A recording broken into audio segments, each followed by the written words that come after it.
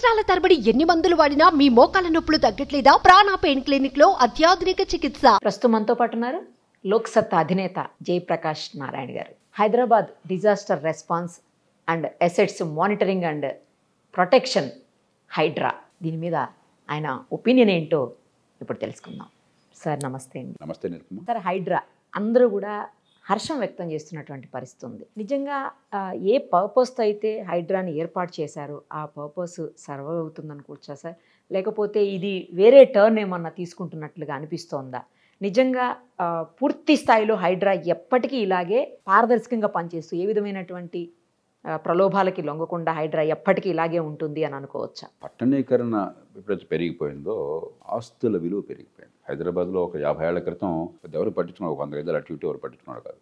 ఇప్పుడు గజం 3-4 లక్షల రూపాయలు అయిపోయేసరికి న్యాచురల్గా మరి పాపం పేదలు వచ్చి ఇక్కడ నివాసం ఉండేవాళ్ళు, చాలా ప్రాంతాల నుంచి నివాసం వచ్చిన వాళ్ళు కొంత ఆక్యుపై చేయొచ్చు. స్లమ్ లాడ్లు కొంతమంది ఆక్యుపై చేయొచ్చు. మధ్యతరగతి వర్గాలు కొంతమంది తెలుసో తెలియకో కొనుక్కోవచ్చు, మోసపోవచ్చు.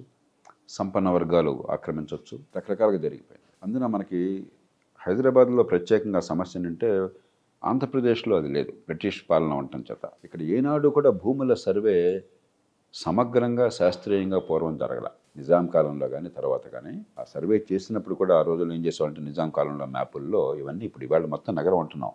ఒకప్పుడు ఇవన్నీ గ్రామాలు కదా, కరెక్టే కదా, ఈ గ్రామాలు నగరంలో కలిసిపోయినాయి కదా. అందుకని ఇప్పుడు కూడా మ్యాపులు ఫలానా షేక్పేట మరొకటి ఇలా చెప్తుంటాం మనం. ఆ మ్యాపుల్లో ఏం చేశారంటే ప్రైవేటు భూముల్ని సర్వే చేశారు చేతనైన మేరకు. ప్రభుత్వ భూమి మిగతా అంతా ప్రభుత్వ భూమి అన్నారు. ప్రభుత్వ భూముల్ని సర్వే చేయాలి. కొన్ని సందర్భాల్లో అనుకున్న దానికంటే ఎక్కువ భూమి ఉండొచ్చు, కొన్ని సందర్భాలు అనుకున్న దానికంటే తక్కువ భూమి ఉండొచ్చు. ఎందుకంటే సర్వేలో పొరపాటు జరిగినాయి అనుకోండి, ఒక 100 మంది ఆస్తి పొలాలు మనం సర్వే చేశాము, చిన్న పొరపాటు జరిగినాయి. మొత్తం పొరపాటు చివరికి ఏమవుతుంది, మిగిలినటువంటి స్థలం కొంచెం ఎక్కువ కావచ్చు, తక్కువ కావచ్చు, అది ప్రభుత్వ భూమి అని రాశారు. అంచేది మ్యాపింగ్ అది సరిగ్గా లేనప్పుడు చాలా గందరగోళం జరిగింది. అలాగే సరస్సులు ఉన్నాయి, కొన్ని వందల సరస్సులు ఉండేవని చెప్తారు హైదరాబాద్లో. అవును సార్, అవును, కరెక్ట్. మరి ఒక 100 ఏళ్ల క్రితం కూడా హుస్సేన్ సాగర్లో మంచినీళ్ళకి వాడేవాళ్ళు. ఇవాళ ఆ మాట వినడానికే మనకి అసలు చాలా ఆశ్చర్యంగా అనిపిస్తుంది. ఇవాళ హుస్సేన్ సాగర్లో పడిపోతే చచ్చిపోయేది మునిగిపోవటం వల్ల కాదు, ఆ విషం వల్ల. ఆ విషానికి గురే చచ్చిపోతారు, అంత విషపూరితంగా తయారైపోయింది.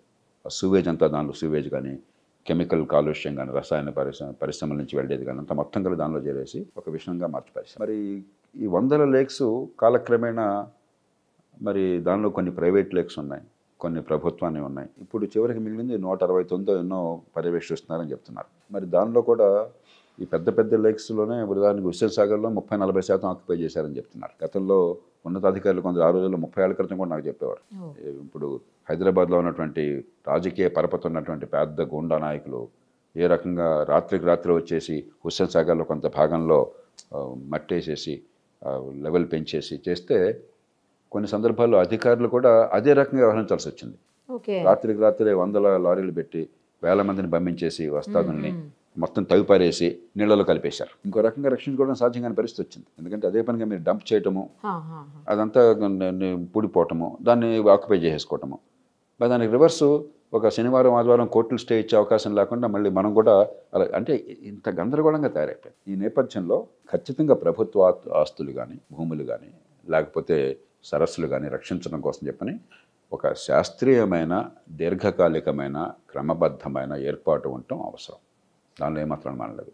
కానీ చాలా చిక్కుముళ్ళు పడ్డది కాబట్టి ఇది కేవలం మీకు చట్టం ఉంది చేసేయండి చెప్పని మాత్రమే కాకుండా దానికి ఒక పర్యవేక్షించడానికి కానీ లేకపోతే వాళ్ళకు ఒక మార్గం చూపెట్టడానికి కానీ ఒక సమర్థమైనటువంటి యంత్రాంగం నాయకత్వం కూడా కావాలి.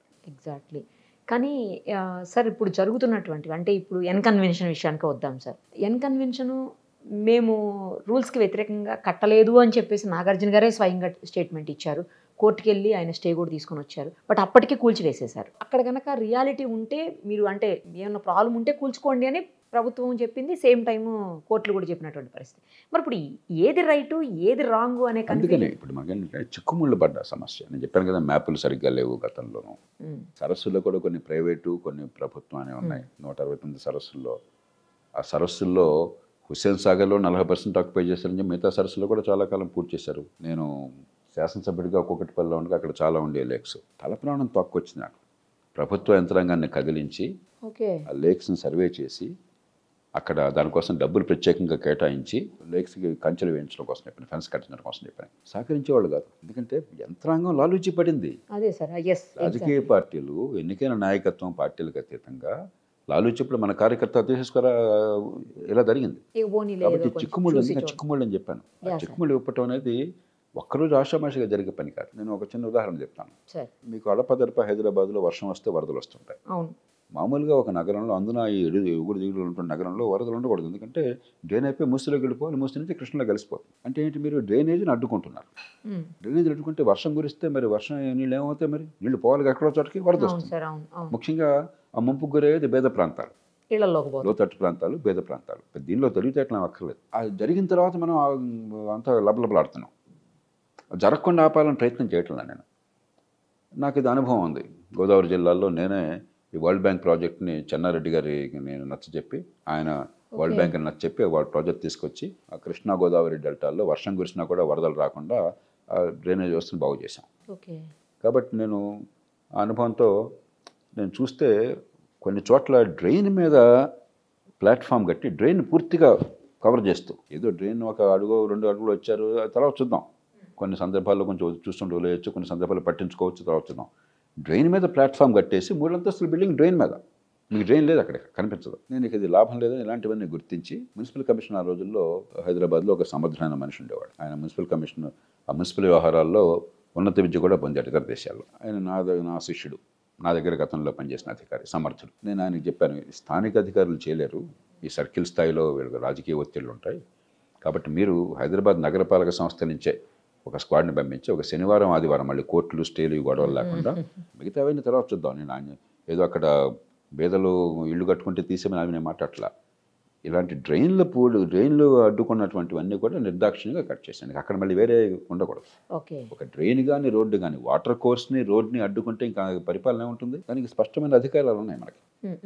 రెవెన్యూ అధికారులకు ఉన్నాయి, మరి మున్సిపల్ అధికారులకు ఉన్నాయి. అంటే ఆయన స్పందించి పక్కాగా ఎక్సర్సైజ్ చేసి ఒక శనివారం ఎప్పుడో పంపించి టకటక్క కొట్టేయడం మొదలెట్టాడు. ఇది పూర్తిగా డ్రైన్లు అడ్డుకుంటున్నటువంటి కట్టడాలు. పార్టీలకు అతీతంగా అందరు కార్పొరేటర్లు, అందరు ఎమ్మెల్యేలు కలిసిపోయారు. రోజు పార్టీలు తిట్టుకుంటుంటాయి, అదే సార్, ఈ విషయంలో మాత్రం ఏకమైపోయారు. అందరూ ఏకమైపోయారు. అందరూ కలిసి వెంటనే దాన్ని ఆపించారు. మున్సిపల్ కమిషనర్ కూడా పై వాళ్ళకి లోబడిన అధికారి కదా, మంత్రులు ముఖ్యమంత్రుల పార్టీకి అందని అవకాశం లేదు కదా, వాళ్ళకి చట్టబద్ధంగా అధికారం ఉంది కదా, నువ్వు ఆపు అని చెప్పి అధికారం ఉంది కదా. వారం రోజుల్లో అధికారిని ట్రాన్స్ఫర్ చేశారు. నగరంలో డ్రైన్లని ఆపు చేస్తూ, డ్రైన్లని అడ్డుకుంటూ వచ్చిన కట్టడాలు తొలగించడానికి ప్రయత్నం చేస్తే మీరు తట్టుకోలేకపోయినారు. ఇవన్నీ మనం చేసిన స్వయంకృతాపరాధాలు ఇంతకాలంగా. అట్లాగే ఎన్నో చోట్ల నేను చూశాను, కుకటిపల్లిలోనూ చూశాను, అన్ని చోట్ల ఉంటుంది అది. మరి బ్రహ్మాండమైనటువంటి కొత్త భవనాలు వస్తున్నాయి. రెసిడెన్షియల్ కాంప్లెక్స్లు, కొన్ని అపార్ట్మెంట్ కాంప్లెక్స్లు, చాలా 15 అంతస్తులు 19 అంతస్తులు బ్రహ్మాండంగా వస్తున్నాయి. చాలా అందంగా చేస్తున్నారు. ఎక్కడన్నా వాటికి సివరేజ్ సిస్టమ్ ఉందా? హైదరాబాద్లో ఈనాటికి కూడా 8 లక్షల ఇళ్ళకి మాత్రమే సివరేజ్ ఉంది. 1 కోటి జనాభా దాటిందని మీరే చెప్తున్నారు. ఇంటికి 45 వేసుకుంటే 20-25 లక్షల ఇళ్ళు ఉంటాయి కదా, 8 లక్షల ఇళ్ళకే సివరేజ్ ఉంది, సివర్ కనెక్షన్స్ ఉన్నాయి. మిగతా ఏమవుతుంది? ఎస్టీపీ అంటారు పేరుకి, ఏదో లెక్క కోసం అని చెప్పని కాగితం మీద రూల్ ఉంది కాబట్టి ఎస్టీపీ పెట్టి చూపెడతారు. ఎస్టీపీలోకి సివేజ్ వెళ్ళి అక్కడ సివేజ్ ట్రీట్మెంట్ జరిగిందని చెప్పన్నది ఆ అపార్ట్మెంట్ కాంప్లెక్స్లో 190 సందర్భాల్లో కల్లా. లేక్స్ ఉన్నాయి కదా, పక్కన లేక్కి పైప్ పంపించేస్తారు, లేక్లోకి వెళ్ళిపోతాయి. ఆ లేక్ నీళ్ళని హుస్సేన్ సాగర్ అయిపోతాయి కూకట్పల్లి నాలా నుంచి. ఇది మనకు తెలియదా జరుగుతుందని? 1 కోటి జనాభా ఉన్నప్పుడు, 1.5 కోటి జనాభా ఉన్నప్పుడు, 1 కోటి జనాభా దాటినప్పుడు 8 లక్షలకే సివేజ్ కనెక్షన్స్ మీ లెక్కల్లోనే ఉన్నాయిగా. నేను నా సొంత మాట చెప్పట్లా, ఇది ప్రభుత్వం లెక్కల్లోనే. ఇది ప్రభుత్వం వారి స్టేట్మెంట్, నా దగ్గర కాదు. అంచేత ఇవన్నీ అవసరం. నేను చెప్పేది ఏంటంటే, ఏదో మన దేశంలో ఆర్భాటంగా మొదలెట్టడం, 4 రోజులు ప్రచారం, కొంత హడావిడి అయిపోయిందనుక మనం నిద్రపోవటం, ఇలా కాదు.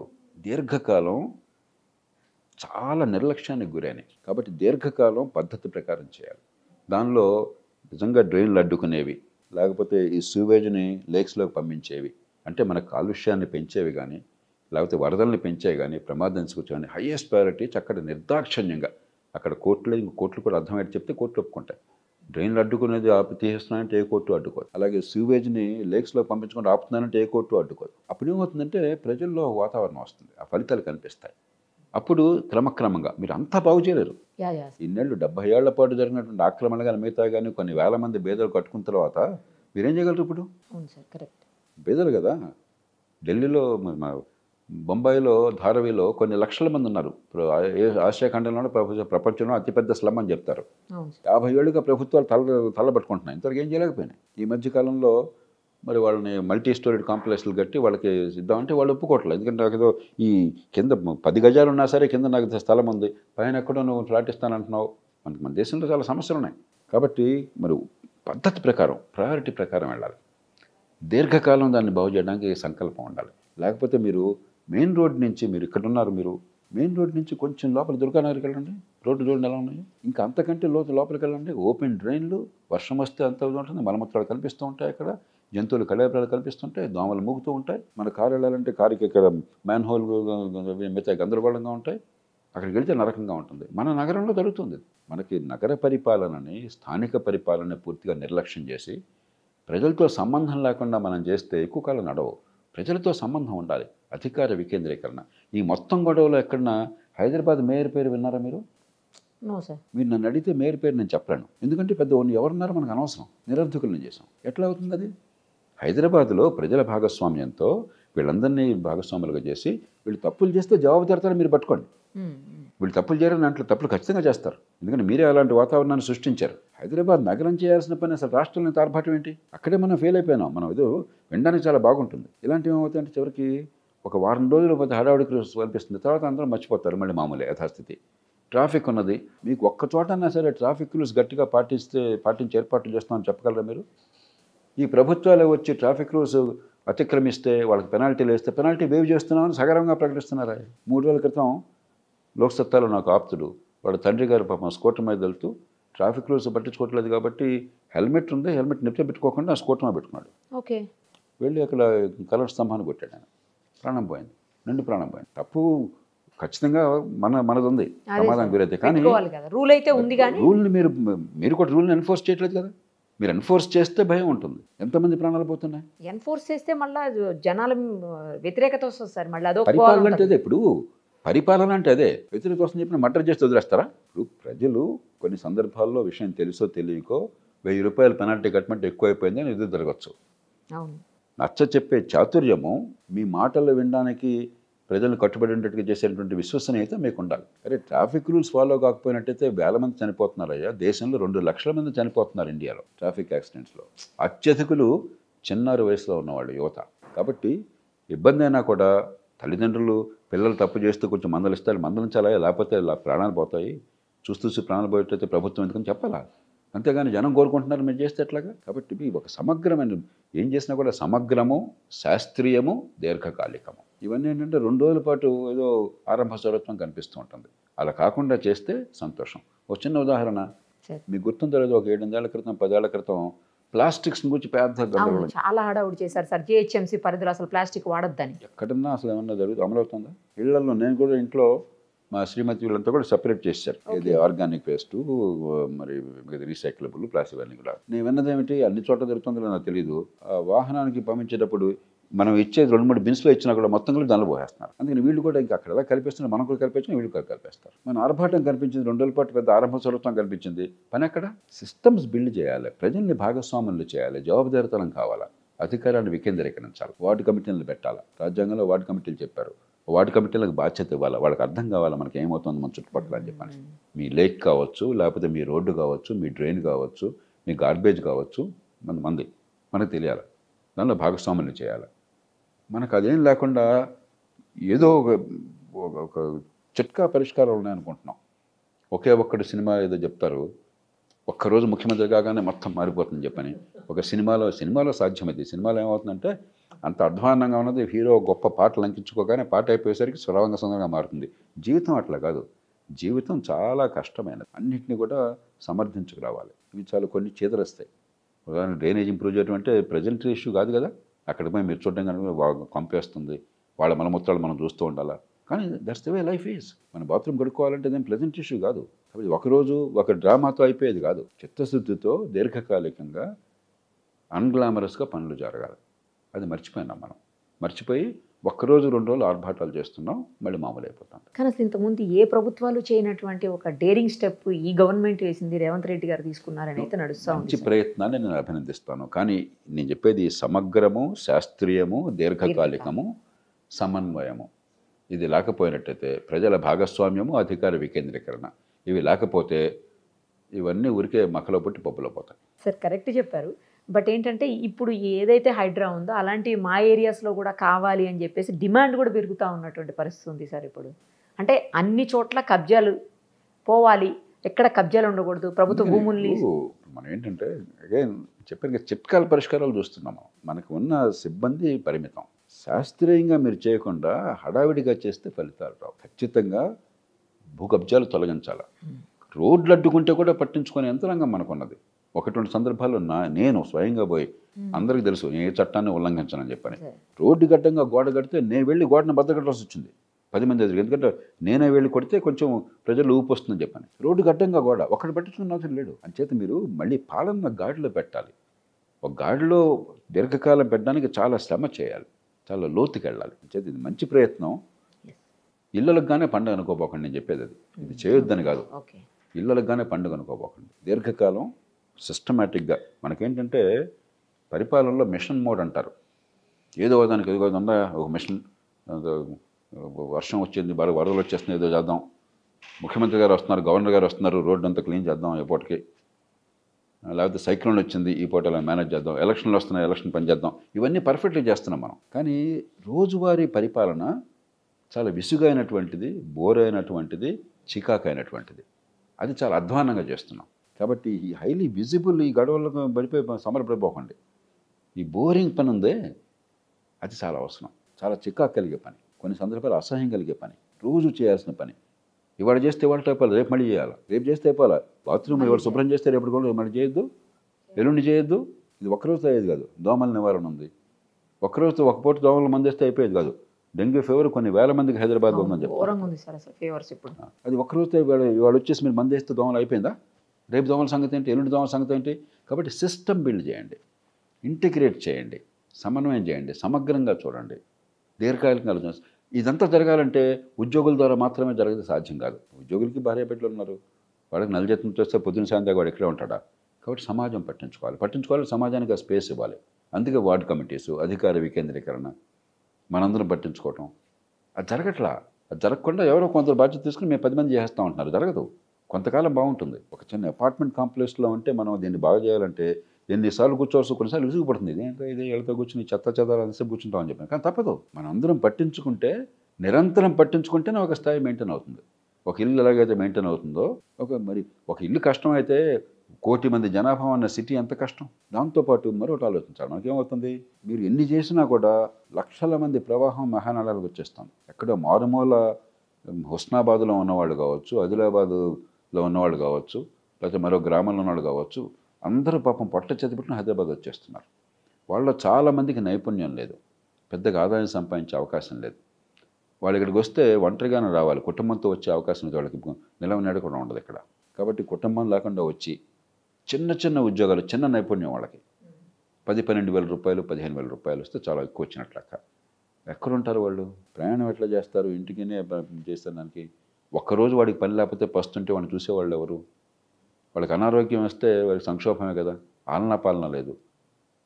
కాబట్టి ఈ ప్రాబ్లం ఇక్కడ రాకుండా చిన్న చిన్న పట్టణాలు అక్కడ డెవలప్ కావాలా. మన దృష్టి అంతా హైదరాబాద్ మీద పెట్టి ఏదో చేస్తాం, ఇంకా జనం వస్తారు, బేదలు వస్తారు, వాళ్ళు ఏ పాపం ఎరగిన వాళ్ళు, వాళ్ళకి ఆదాయాలు లేవు, మరి వాళ్ళకి స్కిల్స్ లేవు, నైపుణ్యం లేదు, చిన్న ఆదాయాలతో బతుకు దిందరగండంగా ఉంటుంది. మళ్ళీ మనం సిటీ అంతా గందరగోళం అయిపోయిందని మాట్లాడుతుంటాం. చిన్న మ్యాగ్నెట్స్ క్రియేట్ చేయండి. ఏ జిల్లాకు ఆ జిల్లా, ఏ తాలూకాకు ఆ తాలూకా, ఎక్కడికక్కడ ఈ చిన్న నైపుణ్యంతో అక్కడ ఉద్యోగం దొరుకుతుంది అనుకోండి. ఈ 10-12 వేలు అక్కడ వచ్చింది అనుకోండి, 15 వేలు అక్కడ వచ్చింది అనుకోండి, గౌరవంగా బతకచ్చు. ఆలనా పాలన ఉంటుంది, ఖర్చు తక్కువ ఉంటుంది, అన్ని సౌకర్యాలు ఇక్కడున్నా అక్కడికి అందుతాయి. కాబట్టి ఈ నేను చెప్పేది సమగ్రం అంటే అర్థం అది. మనం ఏదో ఒకటి చేసి ఇది బాగుంది అనుకుంటున్నాం కాదు. ఈ మొత్తం చేయకపోతే ఫలితాలు రావు. సమగ్రము, శాస్త్రీయము, హేతుబద్ధము, దీర్ఘకాలము, సమన్వయము, ప్రజల భాగస్వామ్యము, అధికార వికేంద్రీకరణ, ఇన్ని కలిపితే కానీ సక్సెస్ రాదా? మనం అంతా సినిమాటిక్ ప్రభావం మన మీద చాలా ఎక్కువ ఉంది. ఏదో ఒక ప్రకటన, ఒక పని, ఒక ఇది అయిపోయిందంత అనుకున్నా అవదు. భారతదేశంలో కొన్ని కోట్ల మంది జీవితాలను సృష్టించే సమస్యలకి చిట్కా పరిష్కారాలు ఉండవు. ఇప్పుడు కొంతమంది మాట్లాడుతున్నారు సార్, ఇది కేవలం కక్ష సాధింపు కోసమే హైడ్రాన్ వేశారని చెప్పేసి, దీని వెనకాల చంద్రబాబు గారు కూడా ఉన్నారని ఇలా మాట్లాడుతున్నారు. దాని మీద ఎందుకు? నేను ఇప్పుడు వ్యాఖ్యానించను. వాస్తవాలు తెలియకుండా ఒక ప్రభుత్వం ఒక సత్సంకల్పంతో పనిచేస్తే ఆ ప్రభుత్వం మనది. నేను ఎప్పుడు ఆ మాట నమ్మేవాడిని, ఎప్పుడు ఆ మాట చెప్పేవాడిని. వాళ్ళ పార్టీ ఏమిటి, కులం ఏమిటి, మతం ఏమిటి, మనిషి ఎవరు మనకు అనవసరం. ప్రభుత్వాన్ని మనం ఎన్నుకున్నాం, పన్నులను మనం కడుతున్నాం. ఒక ముఖ్యమంత్రి గారు, ఒక ప్రభుత్వం వచ్చి మేము ఈ పని ఈ సంకల్పంతో చేస్తున్నాము, చట్టబద్ధంగా ఈ బాధ్యత మాకున్నది, ఈ అధికారాన్ని ఇలా ఉపయోగిస్తున్నామంటే పూర్తిగా మద్దతు ఇచ్చే బాధ్యత నాది. వాళ్ళు పొరపాటు చేస్తే, బుద్ధిపూర్వకంగా తప్పు చేస్తే, వాస్తవాలు తెలిస్తే ఖచ్చితంగా విమర్శిద్దాం. అంతేగాని ప్రభుత్వం ఏం చేసినా కూడా వాళ్ళని తిట్టడమే పనిగా పెట్టుకోవటాన్ని నేను ఒప్పుకోను. అప్పుడు పరిపాలన నడవదు. మన ప్రజాస్వామ్య ప్రభుత్వంలో కొన్ని మౌలికమైన సాంప్రదాయాలు ఉండాలి. ఒక ప్రభుత్వం నగరంలో భూములు రక్షించడం వాళ్ళ బాధ్యత కదా, బాధ్యత నెరవేరుస్తూ ఉంటే నేను క్రిటిసిజం ఎట్లా వస్తుంది? పని చేయకపోతే తిడతాం, పని చేస్తే కూడా తిడితే ఎట్లా? తప్పు చేస్తే తిడదాం, సరిగ్గా చేయకపోతే సరిగ్గా మార్గం చూపెడదాం. కాబట్టి ఆ చర్చలకు నేను వాళ్ళను. అలాగే ఇండివిజువల్ కేసులు, నాగార్జున గారి ప్రాపర్టీ మరొకటి కోర్టులు తెలుస్తాయి, తనకు ఒక పద్ధతి ఉన్నది, నాకు వాస్తవాలు తెలియవు. కాబట్టి నేను దానిలో జోక్యం చేసుకోను. నేను చెప్పేది బ్రాడర్ ఇష్యూ, మనం ఏ రకంగా నగరాన్ని మనం బాగు చేసుకోవాలని చెప్పిన విషయం. ఇప్పటికే ఎన్ని లోపాలు ఉన్నా కూడా తలమానికైన నగరం హైదరాబాద్, మనం గర్వపడే నగరం. చంద్రబాబు నాయుడు గారి పుణ్యమా అని చెప్పని, తర్వాత రాజశేఖర్ గారి పుణ్యమా అని చెప్పని, తర్వాత మళ్ళీ కేసీఆర్ గారి పుణ్యమా అని ఖచ్చితంగా హైదరాబాద్ నగరానికి మంచి సౌకర్యాలు అనుకుంటున్నాయి. మన దేశంలో పరిస్థితులు చూస్తే చాలా లోపాలు ఉన్నా కూడా, అయితే మిగతా కూడా బాగు చేస్తే ఈ డ్రైనేజ్ కానీ, వాటర్ సప్లై కానీ, 40 పాళ్ళు ఇప్పుడు హైదరాబాద్ నగరానికి వస్తున్న వాటరు పక్కన గోదావరిని, కృష్ణా ఉండటం చేత, పుష్కలంగా నీళ్ళు వస్తున్న ఉండటం చేత, మీరు ఒక లండన్ నగరానికి ఎంత నీళ్ళు వస్తాయో తలసరి, ఒక ప్యారిస్కి ఎంత వస్తాయో, న్యూయార్క్ ఎంత వస్తాయో అన్ని నీళ్ళు వస్తున్నాయి. ఇక్కడ ఇళ్ళకి అందుతున్నాయి పూర్తి స్థాయిలో. ఏ వీధికైనా వెళ్ళండి, ఇక్కడితో సహా వారానికి ఒకసారి మంచినీళ్ళు బంద్ అంటారు. ఏదో ఇక్కడ బోర్వెల్ ఉంది, మాకు వాటర్ హార్వెస్టింగ్ చేస్తున్నాము, నేలకు ఇబ్బంది లేదు, కానీ మంచినీళ్ళు బంద్ అంటున్నారు. ఏమవుతుంది? 40% నీళ్లు వచ్చినన్ని ఇంత కొన్ని వందల కోట్ల రూపాయలతో పంపు చేసి ఇక్కడ తీసుకొచ్చి ఇక్కడి నుంచి మూసీలోకి పంపించేస్తున్నాం. మీరు అది చేయకుండా 1000 కోట్ల పథకం గురించి మాట్లాడతారు మీరు. నాకు ఆ నీళ్లు సద్వినియోగం డిస్ట్రిబ్యూషన్ సిస్టమ్ లేకపోతే ఏం ఉపయోగం? అలాగే ఈ సూవేజ్ ఇందాక అనుకున్నాము, మీరు 8 లక్షలకే ఉన్నది, అది కూడా తర్వాత ట్రీట్మెంట్ ఎట్లా అవుతుందో అంబర్పేటలో మరో చోట నాకు తెలియదు. అది అసలు సూవేజ్ లేకుండా సూవేజ్ అంతా కూడా మీరు సరస్సులోకి పంపించి అక్కడి నుంచి హుస్సేన్ సాగర్ పంపించి అక్కడి నుంచి మళ్ళీ మూసీలోకి పంపిస్తున్నారు. అక్కడ నరకంగా ఏమవుతుంది? దోమల రాక ఏమవుతాయి? జబ్బుల రాక ఏమవుతాయి? ఇవన్నీ ఒక్క స్టేట్మెంట్తో వచ్చాయి కాదు, ఒక ఆర్గనైజేషన్తో వచ్చాయి కాదు, సిస్టమేటిక్గా బిల్డ్ చేయాలి. అది లేకపోతే ఏదో కొన్ని బాగున్నట్టు కనిపించిన తాత్కాలికం, అది మిగతా బాగుపడవు, నగర జీవనం నరకంగా మారుతుంది చాలామందికి. Thank you sir, thank you so much. Suman టీవీలో మీ పర్సనల్ అండ్ బిజినెస్ ప్రమోషన్స్ కోసం కింది నెంబర్కి కాంటాక్ట్ చేయండి.